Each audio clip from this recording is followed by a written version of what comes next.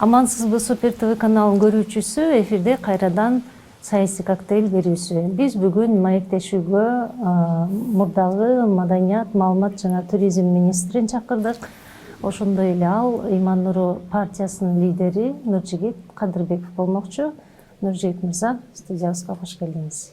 Саламатсызбы? Саламатсызбы. Маекти ушу бизди алдыда күтүп турган жергиликтүү шайлоолордон баштасак деп турабыз. Ыйман Нуру ошондо бүткүл республика боюнча катышат турган болдубу? Эми бардык жерде эмес, бирок Кудай буйрса көп жерлерде катышабыз. Ошондо ош менен Бишкек шаарынын мэрлик креслосуна күрөштө Ыйман Нуру бар деп санаш керекпи? Эми билесизби, генерал болууну эңсебеген жоокер, ал жоокер эмес дейт да. Көпчүлүгү саясий партиялар бир шайлоого катышканда баягындай сөздөрдү айта берет экен. Бизде андай амбиция жок, бизде мындай. Амбицияң болбосо шайлоого эмне катышасың? Бирок максат бийликке эмне үчүн баратасың, ошону ойлонуп кой да. Эмне үчүн деген бир суроого так жообуң болуш керек. Ошо жарыгыбыз тийсе, пайдабыз тийсе, алган билим тажрыйбабыз элге журтка бир пайдалуу болуп, жемиши, үрөнү адамдардын батасына себеп болсо деген ниет. Ошондо сиз айрым партиялардын лидерлери ушу жергиликтүү кеңешке тизмени өзү баштап баратат да, сиз өзүңүз барсызбы же башка команданы кое бересизби?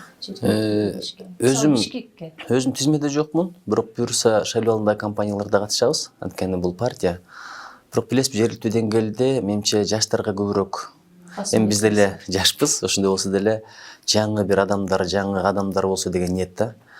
Бул саясий партия бир эле мезгилде потенциалы бар, бирок аралашылбай жүргөн, аренага чыга албай жүргөн жакшы уул кыздар үчүн мүмкүнчүлүктүн эшигин ачканга жакшы бир аянтча деп айтсак туура болот.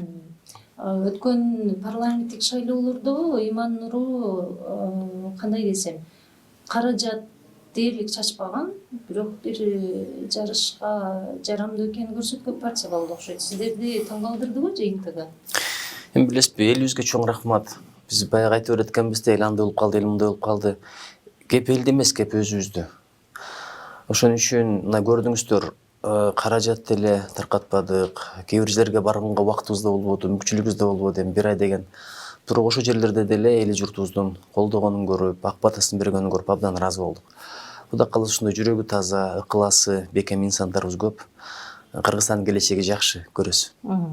Биз өзүбүздү светтик өлкө катары санайбыз да, анан ошо Ыйман Нуру деген аталышта партия катышат экен парламенттик шайлоого деген сөз болгондо көпчүлүгүндө мындай бир суроо жаралды, балким жүрөгүндө чочулуу жаралды. Биз мындай бир диний багытка өтүп бараткан жокпузбу дегенчи.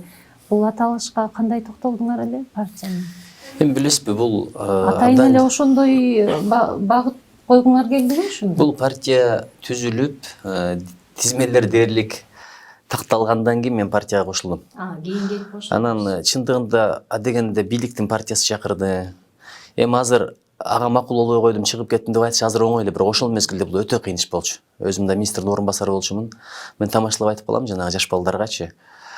Конор Макгрегорду Хабиб мойнунан бууганда чыгып кетсе, ошого сүйүнгөндө сүйүндүм депчи, бул өтө оңой иш эмес да болчу да. Анан экинчиден дагы бир кийин бийликке келген дагы бир партия чакырды. Бирок мен дайыма кабыргам менен кеңешем, жакындарым менен, күйгөн адамдар менен кеңешем. Анан ошондон кийин ушул Ыйман Нуруну тандадым, анткени ушу завод курган, бир кылган адамдар экен да, аны муну кылган, бир жаңы бирдеге жасайлы деп аткан адамдар экен. Оозу менен ор коргондор эле эмес. Болгон 3 эле нерсени сурадым. Тизмеңерде жанагындай каралар деп коет, кылмыш дүйнөсүнө эч ким жокпу? 1. Экинчиден акча таркатпайсыңарбы, арам жол менен добуш албайсыңарбы? Анткени каражатыңарда болуш керек деп айттым. Үчүнчүсү, аркаңарда бир монстр турат экен деген сөз таркап атат, ошол чынбы? Анан үчөөнө тең ынангандан кийин бул туура эмес экендигин, ошондон кийин гана кошулдум. Бирок кошулгандан кийин мени төрага алып шайлап койду да. Анан ошон үчүн бул атты мен өзүм тандаган жокмун, бирок бул тагдыр. Демек Ыйман Нуру деген партия кошулгандан кийин атка зат жараша болуш керек. Айтат го, ат затка таасир этет деп. Ошон үчүн баланын атын тандаганда өтө ойлонуш керек да, өтө ойлонуш керек. Анан абдан жакшы суроо бердиңиз, жанагы мен негизи диний тематиканы саясатта колдонууга өтө каршымын.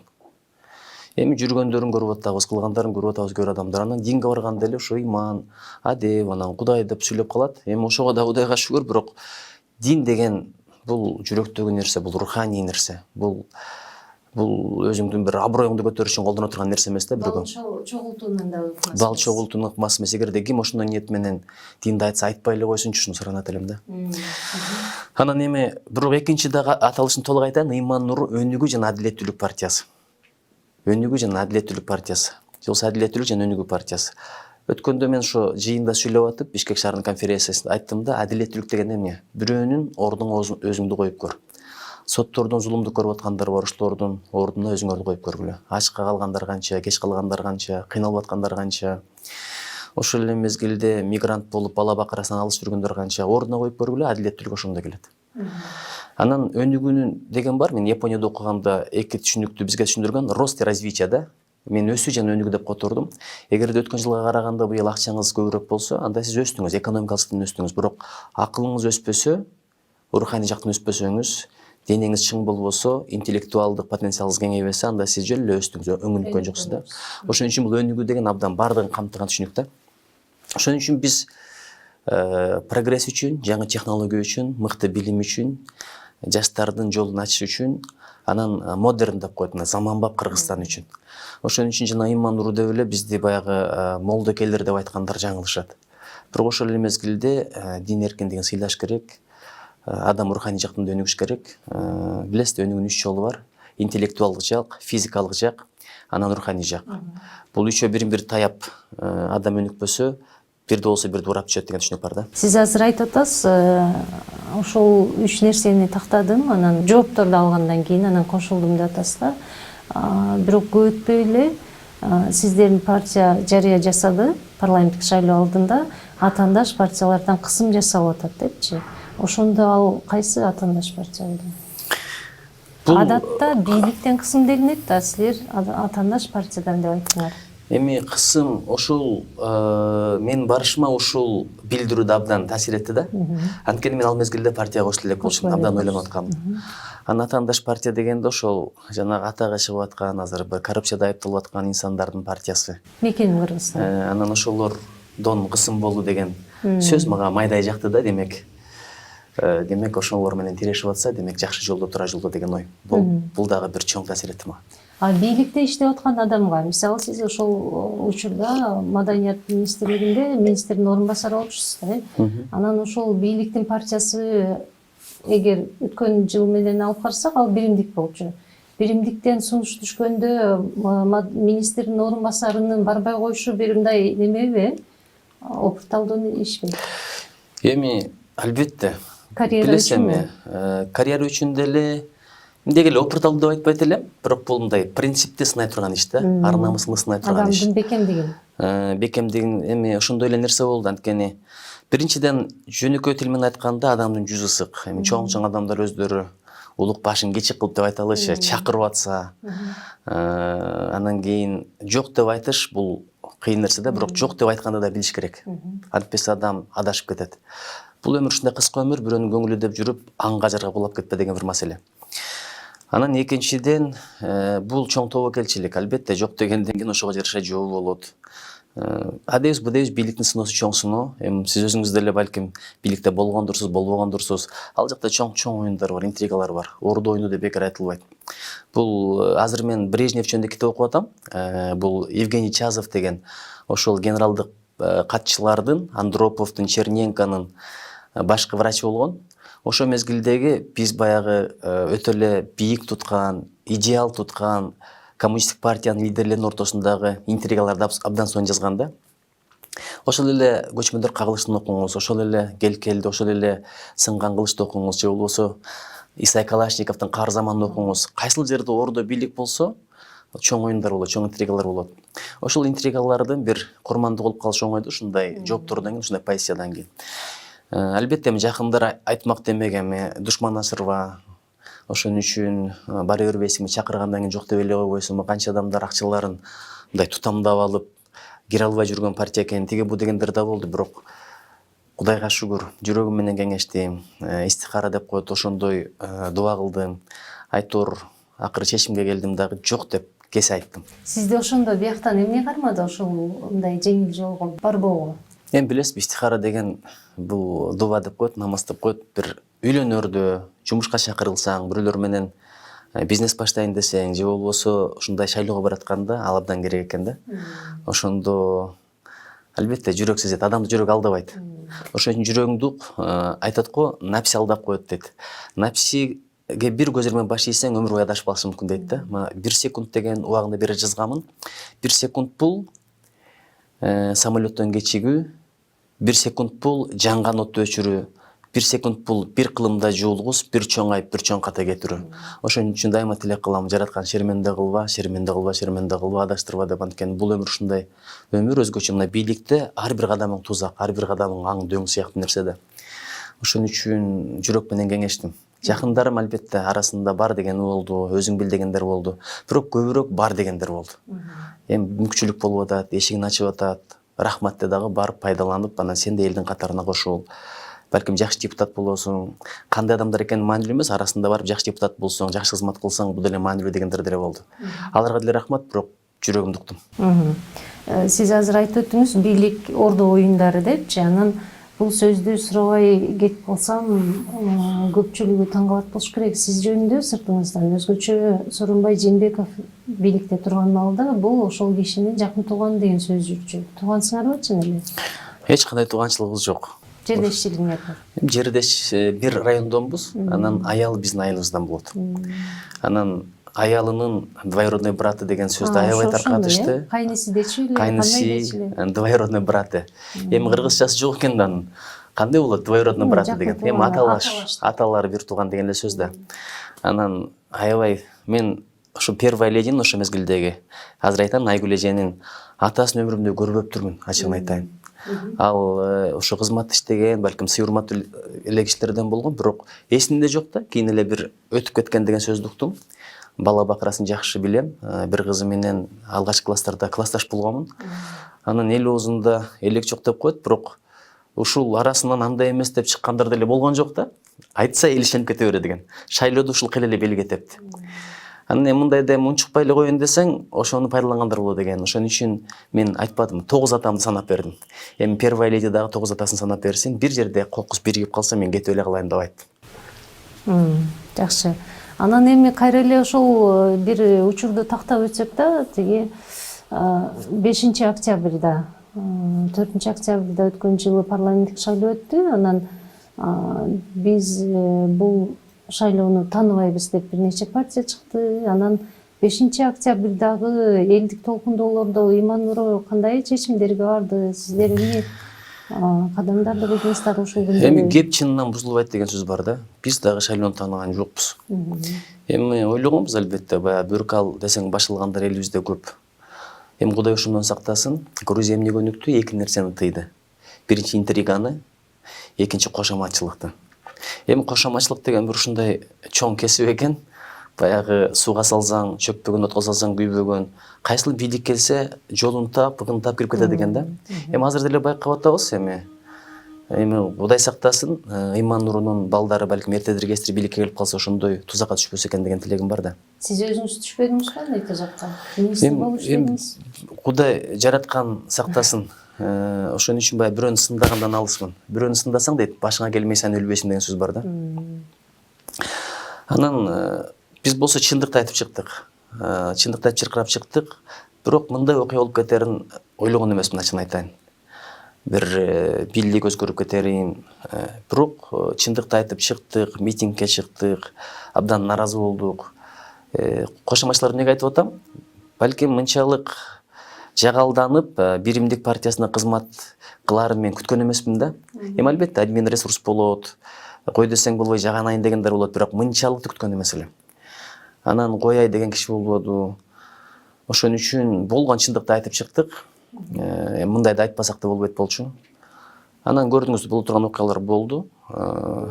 Бирок ошол мезгилде баягы түнү менен күнү менен партиялар бир портфель талашып атпадыбы? Биз ошого аралашкан жокпуз да.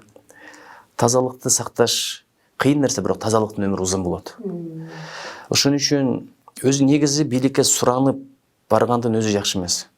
Ошол жерде көрдүңүздөр, кадимкидей эле монтип жанагындай товар бөлгөндөй, бир ситуация болду, эми балким жагдай ошондой болду, саясий жагдай ошондой болду. Бирок биз принципиал чечим кабыл алдык. Анан арабызда ошо биз менен макулдашпай ушул устук канталашка катышкандарды айла жок партиядан чыгардык. Ошентип Кудайга шүгүр, эми ушул таза жолдон танбайлы да, чындап элдин батасын алып, ак батасы менен мыйзамды эле келели бийлик. Ошентип жанагынтип айтат го, суранып бийликке барба дейт, эгер суранып барсаң жараткандан жардам болбой калат дейт. Анан мен болом деп барсаң жараткан жардамы жок калтырат дейт, ошону менен кыйналып каласың деген сөз бекер эмес экен да. Анан мына көпчүлүгү абдан таң калып атат, айтып атсам. Чындап мен бир жыйын, саясий кеңештин жыйынын дайындап койгонмун. Ошол жака бараткан мезгилде бирөөлөр куттуктап атат. Сиз министр болупсуз депчи, элестетип көрүңүз. Мага айтпай эле Садыр Нургожоевич мен жөнүндө буйрук чыгарып коюптур, министр болсун деген. Сизге бир ооз айтылбады? Айтылган жок. Ишенсе болобу ушундай нерсе, мындай Кыргызстандын диалогун элестетип? Эми балким ошол күндөр ушундай болгондур. Ким бир айтмакчы, Куран кармап берейин эмне? Мен сөз бишемей атасызбы? Мына азыр президент өзү деле турат, сурасаңыздар болот, керектүү адамдардан сурасаңыздар болот. Мен билсем ушу кийин эле билдим да, буйрукту чыккандан кийин окуп алып туруп, анан кыйлага чейин ойлондум, макул болсомбу же болбосомбу. Бирок өзү келгенден кийин, ишеним артылгандан кийин аманатты аткарууга бел байладым, анткени командабыз да макулдугун берди. Ошентип андан кийин бардым, резиденцияга чакырды, баргандан кийин ойлогом. Кеңешебиз го деп кеңешкен жокпуз, барсак эле парламент карап атыптыр, отурдук, ошо менен министр болуп чыктым. Бир өкүнгөнүм, менден мурдагы Азамат Капарович чындап эле жакшы иштеп аткан, жакшы өсүп келаткан министр болчу. Биринчи эле суроом ошо болду. Азамат эмне болду депчи. Менимче Азаматтын да потенциалын колдонуш керек. Анан ошо Азамат Капарович деп айтачы, мен министрим болгондо. Жаманкулов, сиздер иштеген курамда сиз, Элвира Сурабалдиева, Тилек Токтогазиев деген мындай бир көрүнүктүү фигуралар кийинки өкмөттүн курамына кирбейди. Бул ошондо сиздердин ыңгайсыздыгыңарбы же башка бир ордон оюндар болдубу? Бирөө бир бейгүнөө эле адамды өлтүрүп коет экен да бир согушта. Кечирим сураса болбойчу. Анан ал коркконунан кечирим сурады дейт экен. Десе, ошо даанышман киши айткан экен да, ичине кирип чыктыңбы, сен жүрөгүң көргөн жоксуң депчи. Ошон үчүн ал коркконунан же бир башка себептен деп айткандан алысмын. Анткени мен чечкен кишилердин ичине кирип чыккан жокмун. Балким жакшы ой менендир, жакшы ниет менендир. Эми өздөрүнүн командасын түзүш керек. Кыргызда бир сөз бар го. Казанчынын өз эрки кайдан кулак чыгарса. Ошон үчүн чечкендер башка, чечим кабыл алгандар.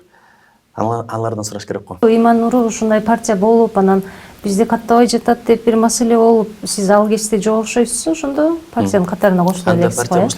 Андан кийин катталып бара турган болуп, анан ортодон эле силердин негизги түзүүчү деш керекпи, демөөрчү деш керекпи, Ихластын кожоюндары чыгып кетти да. Ал эмнеден болду? Чынын айтканда мындай ачыгын айтпай коюшту да. Балким бир кысым болду, балким бир себеп болду. Жөн эле кантип ошончо угара болуп түзүп, жакшы ниет менен аттанып алып туруп, анан чыгып кеткени мындай бир алдын кызык эле абалда калдык. Бирок балким бир ошол мезгилде саясий оюндар болдубу, кандайдыр бир кысым болдубу. Мен сураганымда, мисалы мен ошо Нурбек деген жигитти сыйлайм, урматтайм, анткени бир эмес 2 завод куруп койду. Мен өткөндө атайын барып көрүп келдим ошол заводунчу. Элестетип көрсөңүз, жанагындай микросхемаларды, турбиналарды чыгарып атыптыр, умный счетчиктерди чыгарып атыптыр. Ошол эле мезгилде жанагындай тез жардам машинасын жыйнап коюптур, электромобилдер чыгарабыз деп. Ошолорду карап отуруп, мен ошо курган балдар, кылган балдар, жанагы ооз менен оргоргондор эмес, коррупция менен байгандар эмес деген ниет менен бараткам да. Анан эми учур келгенде билесиз, азыр эми мен саясат мага жардам деле берген жок, пайда деле көргөн жокмун. Мага бата бериңиз деп анан кетип калды да. Анан кийин сурап көрсөм, аналитиктер айтат, эми бизнесте болот, кээде саясатта адилетсиздик болсо, зулумдук болсо, баягындай карасаңга камчылап туруп, бурай турган жерин бурап коюшу мүмкүн, ошондой болуш деле мүмкүн деди. Эми адам өзү ачылып айтпагандан кийин аларды сурап деле менимче кереги жок. Бирок эми өзүнүн чечими болду. Бирок мен ошо мезгилдерде бир аз ойлонгон учурум болду. Мен туура эле келдимби, эмне үчүн анда келдим дегендейчи. Ушул жигиттерди колдоюн деп келбедим беле, ушундайлар менен бирге болоюн деп келбедим беле деп. Бирок бир сүйүнгөнүм ушул болду. Спонсор деп атпайсызбы? Эми жанагындай бир каражаты бар балдар, аны ээрчип бир топ адамдар чыгып кетти партиядан. Кеткенден кийин баягы жаратканга таяныч пайда болот экен да, өзүңө таяныч, анан элдин журттун батасына ишеним пайда болот экен. Ошол жакшы болду да, ошол жагынан жакшы болду. Эми болсо кайра дагы деле бирге барганга даярбыз. Анткени бизге азыр курган, кылган адамдарды колдошубуз керек да. Мына көрдүңүз го, пандемия учурунда биз керек болсо маска чыгарбайт экенбиз да. Мына топчуну деле Өзбекстан алып болушубуз керек. Керектөөчүбүз. Мен айткан жокмун да, керектөөчү. Мен роботту, спутникти, айфонду, же кыргыздын автомобилин, же метролорду, монорельстерди айткан жокмун. Керек болсо мына топчуну деле өзүбүз чыгарбайт экенбиз да. Биз иштикке чыгарбаган өлкө экенбиз. Ошон үчүн адебиз, бу дебиз курган, кылган балдарды колдош керек. Антпесе өнүгө албайбыз. Дагы бирдекени байкап атам. Мындай байларга болгон жек көрүү пайда болду. Эмнеге билесизби? Анткени уурдап байгандар көп болуп атпайбы? Адлетсиздик көп болот. Адлетсиздик көп. Эгерде мындай таза жол менен иштеп байгандар болсо, Стив Джобско окшоп, ошол эле Брайан Трейсиге окшоп, же болбосо Цукербергке окшоп, биз аларды сыйлап, урматтап, мындай даңазлашыбыз керек да. Америкада ушул психология бар, ошон үчүн экономикасы өнүгүп атат, адамдар агылып барып атат. Бизде ошондо бизнеске караганда бандит болгон, бизнеске караганда депутат болгон көбүрөөк мындай бир престиждүү болуп атат го дейм да. Ал эми өкмөттүн бизнести коргогонунун белгисиби? Билесизби, баягы эрежелер жок да. Элита деген түшүнүп болуп атпайбы? Элита дегенде эле биз байлар менен бийлерди түшүнөт экенбиз да, бул туура эмес. Элита биринчи узагын ойлогон адамдар. Орусча люди долгой воли деп коет. Экинчи, элита идеясы бар адамдар. Карасаңыз, бизде адамды талкуулайбыз, идеяны талкуулабай атабыз да. Адамды талкуулаган акыл төмөнкү акыл дейт. Азыр бирөө бирдеке болуптур десе баса жыгылып атпайбызбы? Билип деле билбей делечи. А бирок идеяларды алып чыксаң, талкуулаган адамдар азыраак болуп атабыз да. Үчүнчүдөн, элитанын бир белгиси ал принцип менен жашайт. Принцип менен жашайт, бирок жагдайга жараша өзгөрө бербейт да. Бул жака секирип, тигил жака секирип. Ошого мен сапарлаштарыма айтып атам, 50 жылдан кийин деле, 100 жылдан кийин деле бир идея менен узакка чыккан бир команда бололу депчи. Айтайын дегеним бул принцип маселеси болду. Эми азыр өзүңүздүн сөзүңүздү угасак, адамдарды эмес, идеяларды талкуулачу болсок да, сиз Маданият министрлиги кезиңизде эки мындай бир иштер болду. Бирөөсү ошол эки бир ырчы жигиттин одоно сөгүнүп, анан бирөө эле башка өлкөдөгү проектилерди туурап бир канал, YouTube'дагы канал жасайбыз дегени, анан ал контентинин мындай окшошпой калганы болду да. Анан ошол жерде сиз биринчи кадамдарыңыз министр катары жана сыйлыктарын алып коебуз, кайтарып алабыз деген коркутуу болду. Ошондо сиз мындай бир камчылоо менен коомду тарбиялайт дегенге ишенесизби? Эми тарбияда дайым билесиз, чыгыш философиясы бар, инь-янь деп коет да, катуу дагы, жумшак дагы. Ошол эле мезгилде күн бар, түн бар, аял бар, эркек бар. Жалаң жакшы сөз таасир эткен жер бар. Кыргызда бир сөз бар го, укпаган беш тарткыча, жокуга беш тарт деп. Бирок эми мен андайдын тарапкер эмесмин. Бирок ошол учурда менимче ошондой жагдай болду. Анткени дегенде көңүл бөлгөн эмесмин. Бул эркин ырчылар билгенин кылсын депчи. Бирок видеону көргөндөн кийин чындап мындай капа болдум да, таарындым. Адам катары, министр катары эмес. Мазактоосу. Мен эми мазактоосу, сөгүнгөнү, эми аларды кумир туткандар канча. Чын айтайын, Куралдын үнү мага абдан жагат. Ырдаганы, тембри. Мен ойлошмун да, Кыргыздын бир мыкты жигиттердин бири депчи. Анан ушундай канча жаштар кумир туткан жигиттерибиздин ушуну кылганын көрүп, көзүм ишенбей төбө чачым тик турду. Ошон үчүн бир жагы пенделик реакция, бир жагы коом талап кылып атты. Мисалы, билесиз да, ойлойт экен, министр бир колунан бардыгы келет, мынтип эле койсо чечилет. Бул жакка колун мындай жаңсап койсо бияка жапырылат, бул жакка жаңсап койсо бул жакка жапырылат. Мен сизге айтайынбы, министр колунан эчтеке келбейт. Ошондой кылып койгон. Чечпейт да. Азыр депутаттар да сага чоң, өкмөттүн аппараты да чоң, президенттин аппараты да чоң, президент, премьер бүт эле сага чоң. Өзүң түздөн түз шопуруңду дайындайсың, анан кийин жардамчыңды дайындайсың, анан кийин ошол катчыңды дайындайсың, катчыңды да дайындай албайсың, эгер дайындап койсочу, мындай бошотуш кыйын да. Анан кийин болду. Калгандары конкурстан өтүп керек. Анан советник дайындайсың, бүт. Конкурстан өтүп келди. Анан дайындалганды бошотуш бул өтө кыйын иш да. Бошотом деп анан кийин жанагы ошол бошотуу маселесинен кийинки сурооңузду түшүнүп атам. Самара Каримова маселеси келип чыгып атпайбы. Анан ошону көргөндөн кийин чындап ушундай чараларды көрүш чечимин кабыл алдык. Бирок ачыгын айтайын, намдан ажыраш биздин колдон келбейт. Бул боюнча атайын комиссия бар, президенттин аппаратына ошон үчүн кат жаздым. Эми билесиз да, адеп маселеси бар, моралдык маселе бар. Мыйзамда деле жол тапса болот. Көрүп атасыздар го, кээде таппай турган жерден таап атат, таба турган жерден табылбай калып атат. Кыргызстан ошонусу менен уникал болду да. Тиги болсо жобо ылайык баягы биз чече турган маселе экен бул отличник культура деген. Аны болсо алып койдук. Убактылуу, эми түбөлүк эмес, убактылуу мамлекеттик иш-чараларга, концерттерге чакырбоо чечим кабыл алдык. Анда деле бир жазуу түрүндө буйрук берген жокмун, рекомендация гана берип койдум. Жергиликтүү телеканалдарга да жазуу түрүндө буйрук берген жокмун, рекомендация бердик. Рекомендация, анткени алардын да редакциялык саясаты бар, ага келишке ага менин акым жок да. Ошон үчүн бардыгын мыйзам ченеминде кылдык. Бирок менин максатым ушул балдарды бир кордошу маселе. Бирөөнүн адебин оңдойм деп өзүңдүн адебиңди бузуп алба дейт. Эми булар сөгүнсө, аларды биз сөгүп атсак айырмабыз эмне да.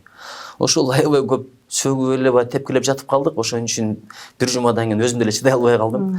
Анан чакырып туруп, жакшы маанайда жолугуштук, ага кеңештеримди айттым. Эми кабыл алсак кабыл алдык, кабыл албаса жок. Бир сөзүбүз бар го, түшүнсөң түшүнөрсүң, түшүнбөсөң дагы бирөөнүн мээсин бүтүрөрсүң деген.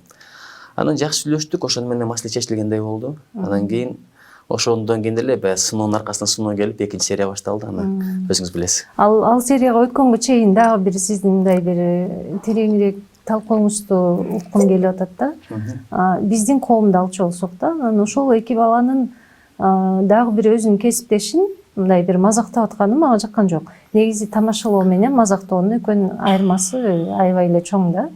Ал жерде бирок тиги бала өзүнө андай мазакка жол бербей жөн эле тура калып басып кеткенге мүмкүнчүлүгү бар. Аны менимче байлап отурушкан жок болуш керек жанагы жердечи, берүүдө. Ал ар бир адам өзү чечет да, ошо өзүн мазактатат же мазактатпайт дегендейчи. Бирок мен сизге бере турган суроом бул цензура деген жакшылык жолго алып барбай турганын сиз эми батыш менен чыгыштан билим алган адамсыз да, сиз терең түшүнө аласыз. Белки балдар эми өзүнүн акылын деңгээли жетишинче кылды ошол берүүнү. Негизи терең ойлонгон адам андай берүү менен чыкпайт болчу. Бирок ал госканалга чыккан жок. Ал деген YouTube'дагы, анан еще немеде жазып коюшуптур. Бул каналда биз сөгүнөбүз дептир. Бул каналда ушундай контент деп эскертүү да жазышыптыр башынан. Эми башка элдин бир берүүсүн тууралап келишкен экен, эми ал кыргыз коомуна көп деле сиңбейт да андай иштерчи. Анан сиздин ошо цензура баштап алдым деп ойлогон жоксузбу ошол маалда? Жок, ойлогон жокмун. Эгер ойлосом анда баштабайт экенмин да. Кыргызда бир сөз бар, аны Чыңгыз хан айтса керек. Баштадыңбы коркпо, корктуңбу баштаба дегенчи. Бирок билесизби, баягы цензура, демократиянын жөнү башка, бирок адебиз, пудебиз бизде нарк насил деген бар. Ошону эми өзүбүздүн канал, билесизби, цензура Фейсбукта дагы бар, Инстаграмда дагы бар. Каалаганыңды кое албайсың ал жака. Сен репутацияңа карап туруп керек болсо жаап коет, блокировать этип коет. YouTube'дун өзүндө деле бар цензура. Анан анын баарын цензура деп айткан жокпуз да. Ошондой эле бул менталитет маселеси. Адебиз, пудебиз, маданиятың жок болсо, тилиң жок болсо, чегараңды ачып кое бер, мамлекетиң да жок болот деген сөз. Эми уйга ээр токубайт деген сөз бар да. Уйга ээр токсаң жарашпай калат. Анан чыгыш менен батышты турай берсек эмне болот? Эми аларга балким кадыресе нерседир.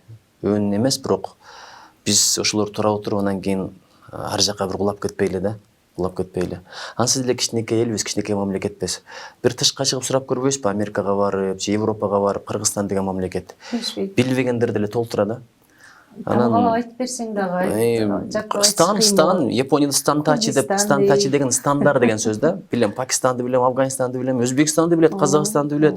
Кыргызстан, Мурдагы, Мукашино Сорен, Мурдагы Советтер Союзу десең, орусуңбу деп сурайт. Кытайдын жанында десем, кытайча билесиңби деп сурайт. Айланды кетирет да. Анан өзү ушундай болсо, анан тигилер тура отуруп эмне болобуз, бир Кудай билет да. Мисалы, Япония эмне үчүн улуу? Аларда Курасава деген белгилүү режиссер болгон. Ошол Америкага барып, Голливуд менен келишим түзүп кино тарткан. 7 самурай тарткан белгилүү легендардуу режиссер. Анан америкалыктардын талабы бар экен Голливудда. Сөзсүз баягыда бир уят жерлер болуш керек экен да. Ал айткан, мен японмун, мен чыгыш цивилизациясынын өкүлүмүн. Мен кошпойм деп ошондон келишпей, кайра тартып кеткен дейт. Ошон үчүн принцип деген ошол да. Ошон үчүн YouTube'да эмне болуп атат, буга мен кош көңүл карай албайм, анткени менин балдарым да YouTube көрүп атат. Ошон үчүн менин жарандык позициям ошол болду, ишенимим ошол болду, ынанымым ошол болду. Дагы деле ошол чечимди кайра кабыл алмапмын. Сиз айтып атасыз, жана өзүбүздүн нарк насилибиз бар да депчи. Анан өзүнүн нарк насилине тийгенде эл деле мындай кайдыгер отурбайт. Сиздин чечимдер мындай бир отко май тамызгандай болду, бирок өздөрү деле аябай эле каршы кабыл алышты деген да, эл өзү делечи.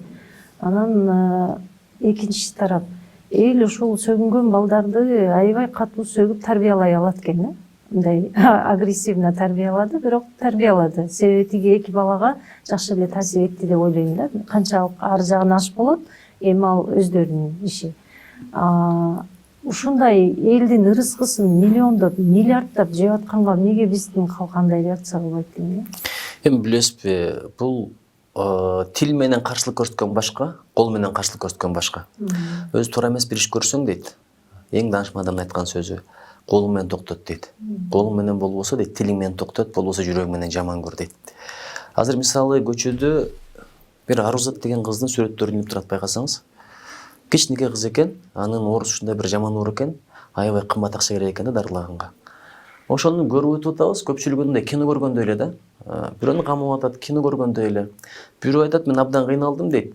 Элдин болгон колдосу ушул экен дейт да. Азамат, жигит, эркек деп кой дейт, бирок аябай кыйналдым дейт, азап тарттым дейт. Ал Мурдагы президенттердин биринин убагында сотко айыпка жыгылган журналист. Бардыгы дейт, колдон келген ушул таптап коет экен, азаматсың деп. Анан Фейсбуктан жазып коет экен, только вперед деп. Бирок кыйналганда өзүм кыйналдым дейт. Миллион сом айыпка жыгылдым дейт. Бир адам бир жардам берейин, төлөп берейин дебейт экен дейт да.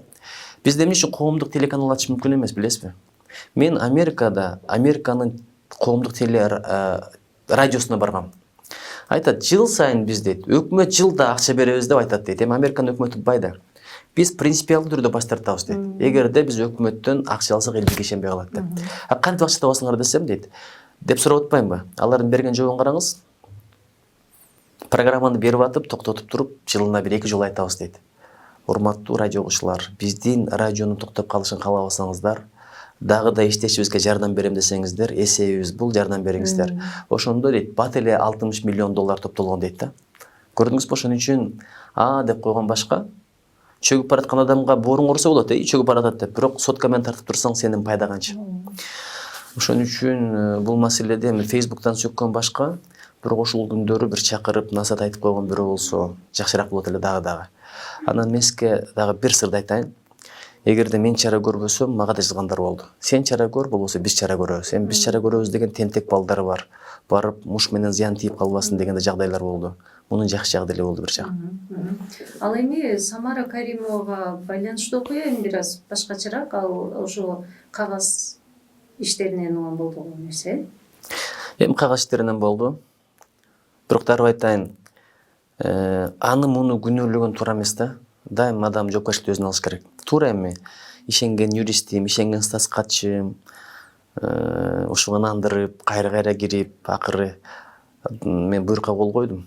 Бирок билесизби, бирөөнүн айткан сөзү бар экен да, катанын бир жакшы жери бар, сага сабак болот, өсүшүңө себеп болот деп. Бул мен үчүн бир чоң сабак болду. Бирок юридикалык жактан эч кандай мыйзам бузган жокмун. Анткени соттун чечими аны аткарыш керек болчу. Бул бир. Анан эми эл кабыл албады, коомчулук кабыл албады. Эмне кылабыз? Бирок коомчулук кабыл албады деп туруп, чечимди кайра жокко чыгарганга болбойт экен. Мен мени сөгүп атса дагы, тээп атса дагы мыйзамдын принцибине турдум. Акыры ынандырдык, арызын жазып берди, маселе чечилди. Маселеден качып кутулбай чечип кутулуш керек да. Анан биздин эл эми баатыр эл да, баягы таш менен биликти алмаштырып койгон эл. Ребром чечип кой, бат чечип кой деп ойлойт, министр колунан барды келет, ахалай-махалай сүт чечилип калат деп. Анан ошол күндөр эгерде министрдин бир полномочиясын ыйгарым укугун мүмкүнчүлүктөрүн билгенде антип айтмак эмес да. Бирок Кудайга шүгүр биз бат чечтик. Бир жуманын ичинде мыйзамдын чегинде чечтик.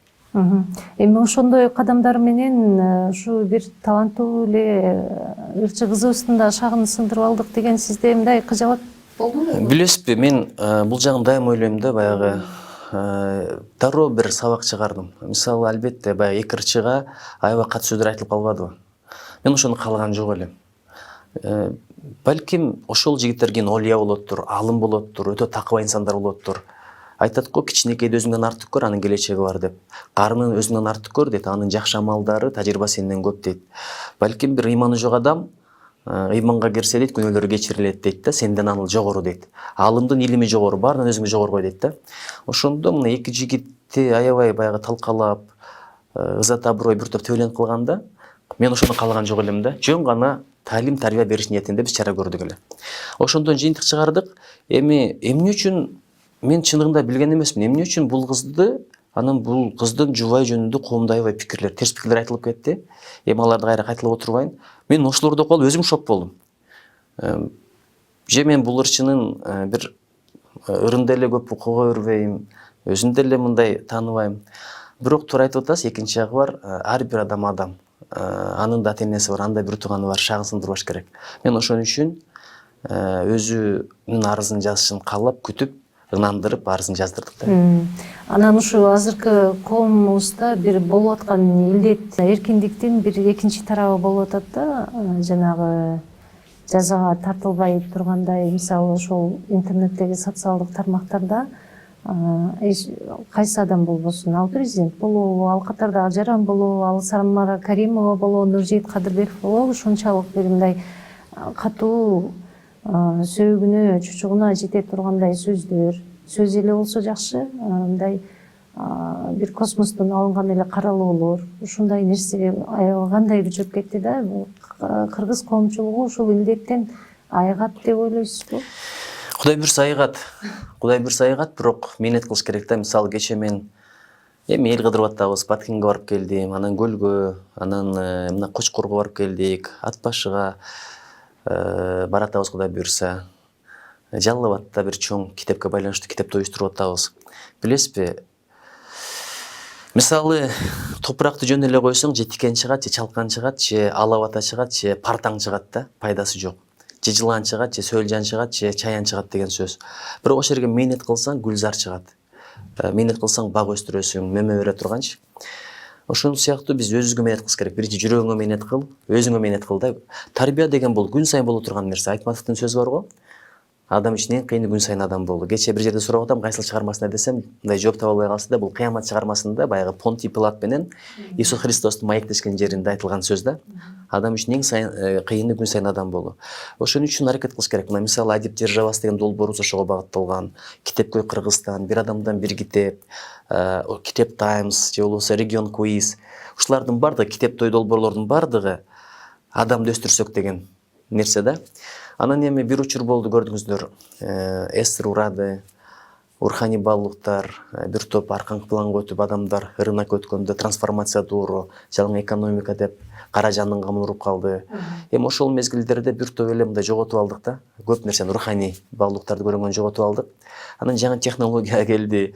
Мисалы Америкада бир адам жөнүндө маалымат чыкса, комментарийлер аз эле болот. А биз болсо көрүп көрбөй кээде жамандап атабыз. Бирдекени айтайын. Мисалы менин көңүлүм оорутса дагы мен анын көңүлүн оорутпасам экен деп тилейм. Анткени адамдын тили бар го, балекеттин башы аты ошол. Мындай макал бүт дүйнөдө бар. Эми тил десе эле биз ойлоп атабыз да, жөн эле ооз эки сүйлөгөн, мына жазганың деле тил да. Канча адамдын ызат аброюн тебелеп атасың, көңүлүн оорутуп атасың, анын да ата апасы бар, жүрөгүн оорутуп атасың. Жүрөктүн ооруганы бул каргыш да, каргышка калып эмне кылабыз? Анан бирөөнү айыптасаң ошол нерсе башыңа келет.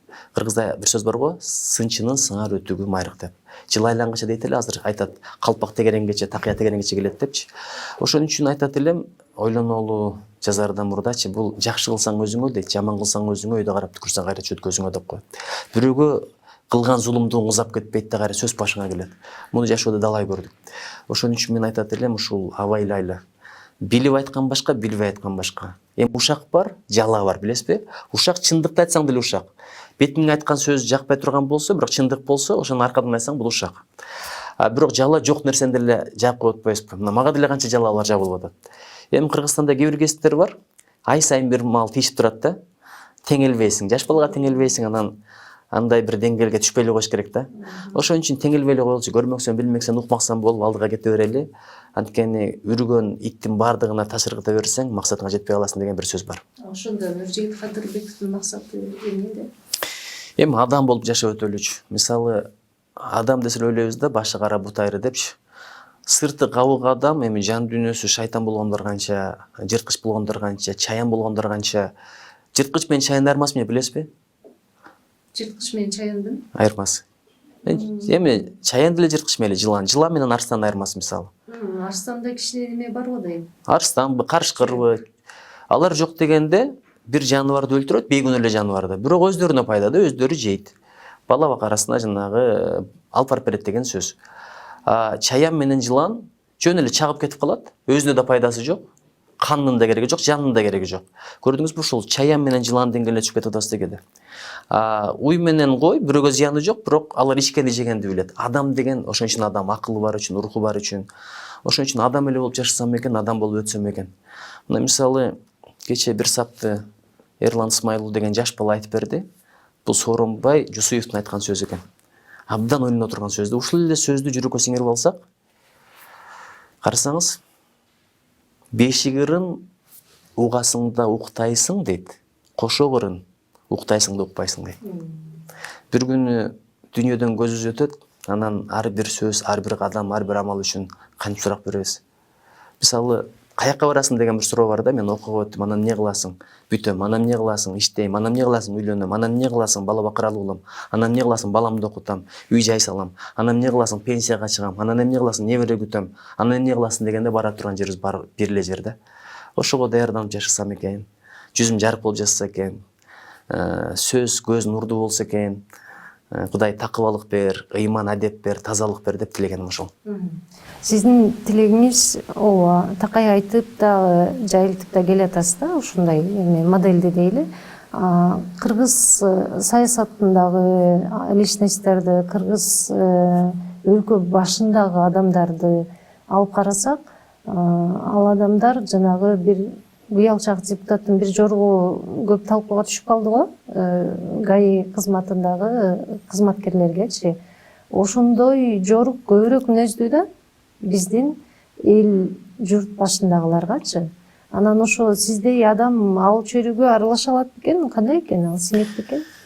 Эми эгерде парламентке барып калсаңыз деп атасыз да, парламент болобу, кыргыз өкмөтү болобу, министрлер кабинети болобу, окшош эле модель да көпчүлүгү. Эми билесизби, баягы жакшылыкка чакыр, жамандыктан кайтар деген бир сөз бар да.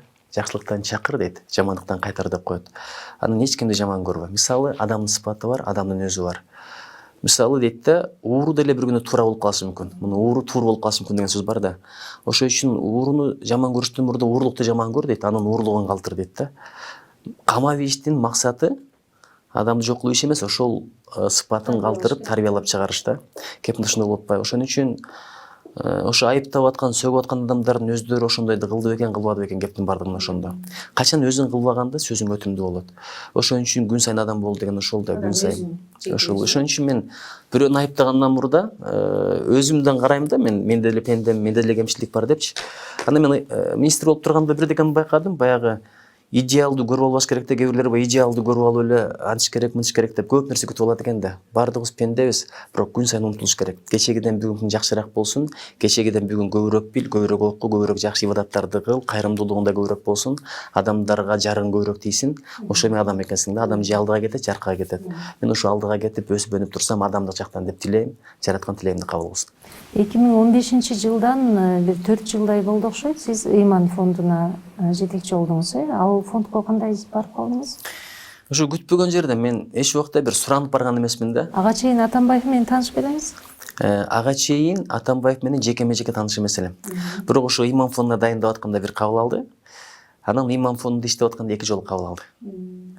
Ошону менен Атамбаев менен баш аягы бир 3-4 жолу бетме-бет келип сүйлөштүм го дейм. Бирок ошо дайындаган рахмат, ишенгенин рахмат. Бул абдан жакшы долбоор болгон. Элестетип көрсөңүз, тыштан инвестиция тартып, молдокелдерибизге айлык берген, анан окуткан да. Анткени Чубак ажы, Абшүкүр ажы, Максат ажы окшогон алымдарыбыз, мисалы, ат башыга барбайт, Алайкууга барбайт, же болбосо Тогуз-Торого барбайт. Эми ошол жакта ошончо жүктү мойнуна алып иштеп аткан молдокелдерди чакырып, билимин көтөрөлү деген долбоор болгон. Азыркыга чейин Кыргызстандын кайсы жерине барбай эле ошол молдокелдер абдан бир ыраазы болот да. Анан ушул молдокелдер менен иштешкенимде чоң рахмат, анткени көп нерселерди үйрөндүм.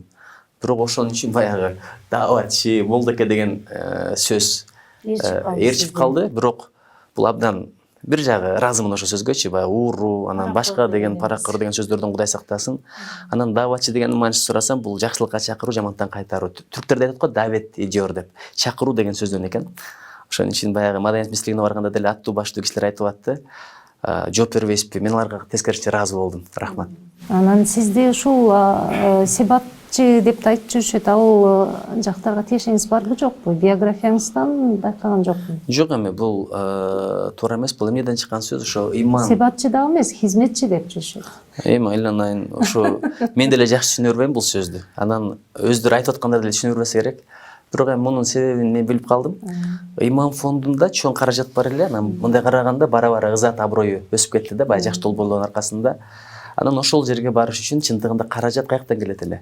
Туркиянын өкмөтүнөн келет эле. А Туркияда ушул сиз айткан хизмет менен анан бийлигинин ортосунда карама-каршылык чыкты дагы. Анан эптеп ошол жерден кетириш үчүн, анан ордума барыш үчүн ошол Түркия өкмөтү тарабынан илим-билим алып келген балдардын чыгарган сөздөр экен. Балким билип айттыбы, балким бир негиз бар деп ойлоштубу. Бирок ачыгын айтайын, тиешем жок. Бирок дагы бирдекени айтайын. Бул Кыргызстандын жарандары, Кыргызстандын жарандары. Кыргызстандын саясаты, бул Кыргызстандын саясаты. Анан башка өлкөнүн саясаты Кыргызстанга таасир этпеш керек да. Мен аларга тиешем жок. Ошол эле мезгилде бир өлкөлөр тыштан отуруп алып туруп анан Кыргызстанга диктовать этип, бул ал, бул, буга мындай мамиле кыл, буга мындай мамиле кыл деп дирижер болушуна мен каршымын. Ал үчүн ынтымак болушубуз керек. Ушундай. Муфтиятта болуп аткан ызы чууларга карата сиздин мамилени баары билгим келет да. Ал жерде азыр УКМКга кармалып, кайра чыгып ошентип атышат ажылар, муфтий дейли. Анан ал киши айтып атат, бул мыйзам бузуучу иш эмес депчи. Жанагы ажыга зыяратка баруу деген ар бир пенденин өзүнүн мындай бир көңүлүнөн чыккан бир эмеси да, каалоосу да. Анан ошолордун каражатын алып туруп банктарга, партияларга, 3% иштетүүгө, мындай суткорлукка берүүнү сиз туура деп эсептейсизби? Мен ушул азирети муфтийдин процентке акча беришине эч качан ишенбейм. Анткени мунун билесиз. Ал жанагы мындай счеттордон улам көрүнүп атат да. Бирок документтерди мен бир карап чыгайынчы, кандай болуп кетти экен. Мен өзүм министр болгондо деле өзүм мындай мага деле кол койдуруп коюшпадыбы? Ошондой болуп билбейм, эми кагаз иштер болгондон аябай кыйын. Бизде инструкция көп, анан кийин талап, регламент дегендер көп. Бирок эч качан азирети муфтий буга барбайт. Ишенип эле коюңуз ошого. Өзү айтып атпайбы? Мен бардым деппи? Процентке акча бердим деп атам. Бул эсепчим берди дейт. Эсепчиси, анан эсепчисин сурап көрүш керек экен. Анан бул муфтият десе эле ойлойт экенбиз да, баягы бир ыйык адамдардын чордону депчи. Эми муфтиятка деле жанын багыш үчүн селден оронуп, анан келмен айтып кирип кеткендер толтура да. Ошон үчүн бул эми алым деген алым, аны сыйлагандар Казакстанда, Өзбекстанда бар. Эми ушундай чара көрө турган болсо, ага чейин эле көрө тургандар толтура болчу да. Мен буга караманча каршымын. Чындап эле бул эми мындай бир коомдук фонд, коомдук уюм, муфтият деген бир мамлекеттик структура эмес. Эми дагы бир айтайын, казанчынын өз эрки кайдан кулак чыгарса, кимдер буга себеп болду, каскак болду билбейм. Бирок эми муфтий өзү айтканда, Кудай буйрса баары жакшы болот. Бирок адебиз, бу дебиз, билесизби? Бул баягы бир жарыялап, дүйнөгө дүңгүрөтө турган окуя эмес эле да. Мен ошого өкүнгөнүм ошол болду. Бирок эми чындыктагы чыгат. Иши турган иш беле ал нерсе. Эми Кыргызстанда туура эле айтып атат, НПОлор аябай көп. Бир миңдеген НПОлор бар, анда бардыгын касып чыкса эми. Билесиз да, кээде батыштын чыгышына акчасын алгандар деле эптеп акчаны сиңирип ийиш үчүн бирдекелерди уюштуруп ийишет. Көрүп эле жүрбөйсүзбү, билип эле жүрбөйбүзбү? Анда баарын карап чыксын деген эле маселе да. Бирок эми болор иш болду, айтат го. Сөз көбөйгөндө дагы мындай бузукулук, бөлүнүп жарылуу дагы көбөйөт. Эми тынып тынчып барат, учур келгенде акыйкат сөзсүз чыгат да. Эшиктен бирөө кир дейт да, көзүн чукулган, бир көз чукулган дейт. Анан сизге арызданып атат дейт. Түкүнчөнү жазала, менин көзүм доюп койду деп. Сен дароо чара көрбө дейт. Тиги менде бир сүйлөшүп көр. Балким бул анын эки көзүн чукуп келгендир дейт.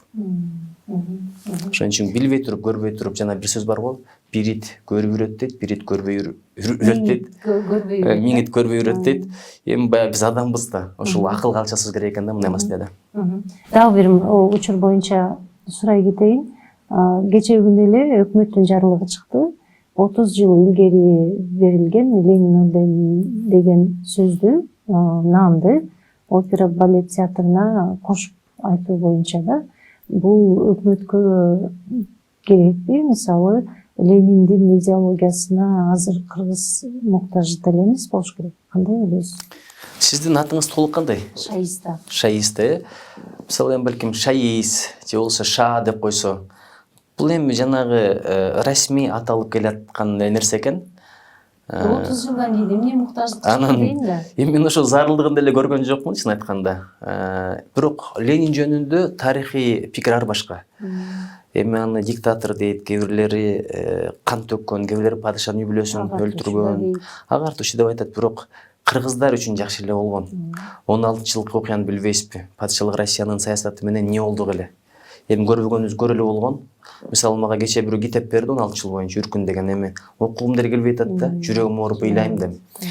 Бирок ошол Лениндин саясаты кайра жериңерге келгиле, жериңерге ээ болгула дегени бул өтө маанилүү болгон. Ошол заманда биз 1000 жылдап мурда жоготкон мамлекеттерибиз калыбына келтирдик. А дегенде автономиялык область болдук, анан автономиялык республика болдук, анан Кыргыз ССР болдук. Ошол пайдубалдын негизинде Кыргыз республикасы пайда болду да. Ошон үчүн бул кишиге деле адилеттүү мамиле кылыш керек. Тарых Кыргызстан үчүн орду, дүйнө үчүн кандай экенин билбейм. Анан эми өзгөчө мындай опера балет театрында мындай саясат адамынын революционердин атын кошуп айтыштын зарылдыгы барбы жокпу? Эми билесиз, этика деген маселе бар. Министр болуп кеткенден кийинки министрдин чечимдерин талкуулоо этикага жатпаган нерсе да.